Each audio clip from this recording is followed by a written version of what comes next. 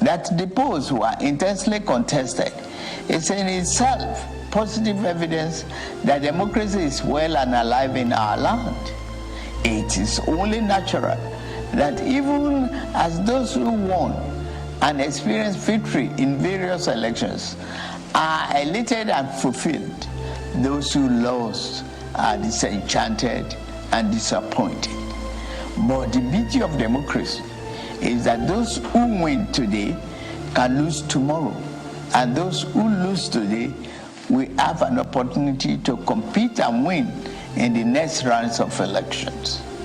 Those who cannot endure and accept the pains of defeat in elections do not deserve the joy of victory when it is their turn to triumph. Above all, those who disagree with the outcome of the elections are taking full advantage of the constitutional provisions to seek redress in court.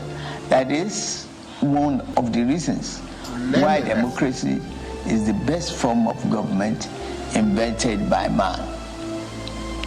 For Chief M.K.O. Abiola, the symbol of this day, in whose memory June 12 became a national holiday, democracy is eternal. It is about rule of law and vibrant judiciary that can be trusted to deliver justice and strengthen institutions.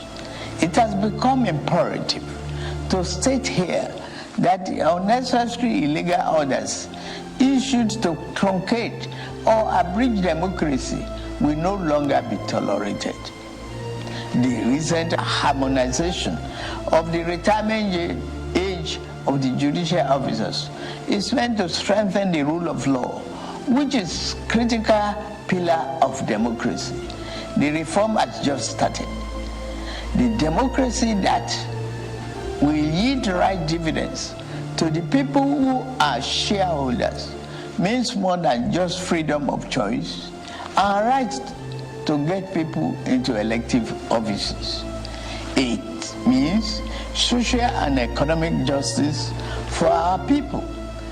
To the winner of June 12 democracy offers the best chance to fight and eliminate poverty.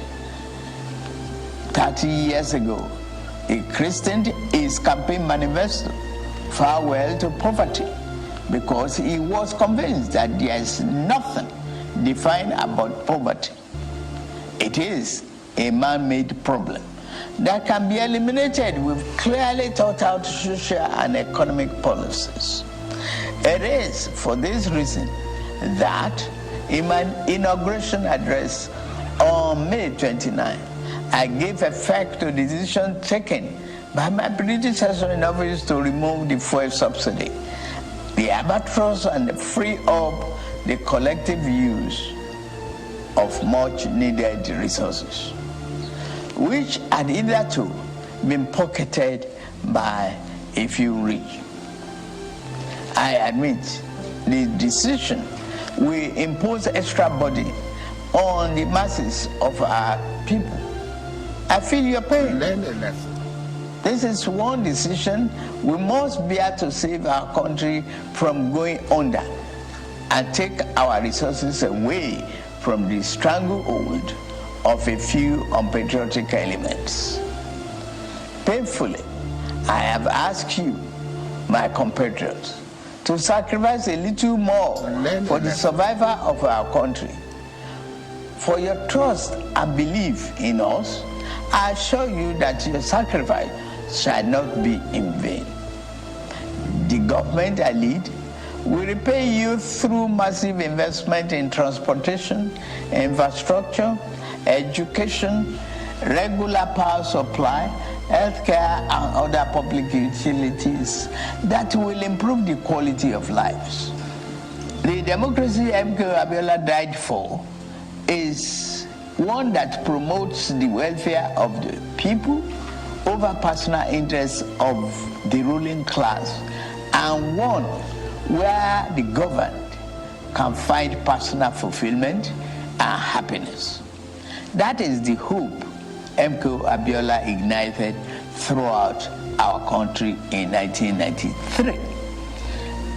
On this year's Democracy Day, I enjoy all of us, to rededicate ourselves to strengthening this form of government of free people that has been our guiding light these past 24 years.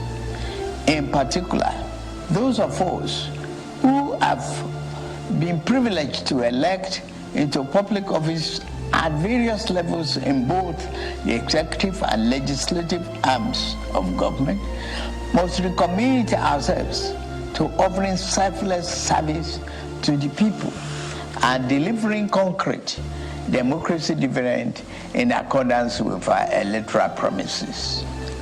On my part and that of my administration, I pledge anew our commitment to diligently fulfilling every component of our electoral pact with the people, the Renew Hope agenda. We shall be faithful to truth, faithful to equity, and faithful to justice. We shall exercise our authority and mandate to govern with fairness, respect for the rule of law, and commitment to always upholding the dignity of all our people.